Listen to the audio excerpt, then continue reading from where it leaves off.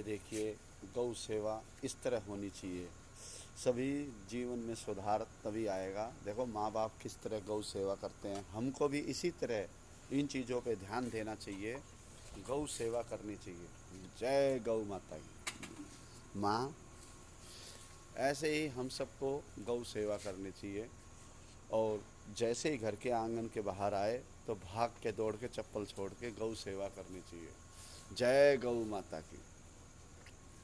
ठीक है, इसी तरह के विचार लाइए और गौ सेवा करके दिखलाइए। जी हाँ,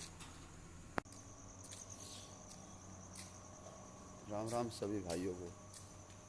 मैं आप सबको ये बात अच्छे ढंग से बताना चाहूँगा, क्योंकि कहते हैं ना कि इंसान को समझने के लिए या तो किसी को समझाना पड़ता है या खुद समझना पड़ता है। और इंसान के अंदर, दिमाग के अंदर ना इतनी अच्छी समझ है, वो तय दिल से समझता हर चीज़ों को। अब आपको दर्शन कराते हैं। चौराहे वाली माता है। जय माता, जय माता।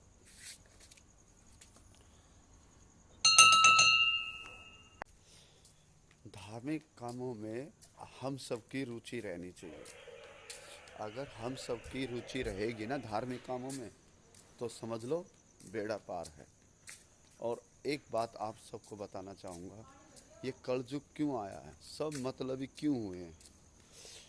गलत संगत, जुआ चकारी, नशा, इन चीज़ों में न जाने ये दुनिया क्यों चली गई है।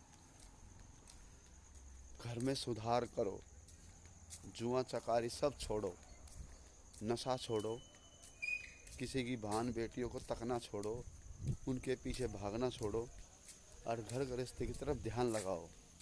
अरे गौ सेवा करो, शुद्ध बुद्धि ज्ञान, तभी तो आएगा मेरी जान। फिर कहते हो मार्ग से भटक गए।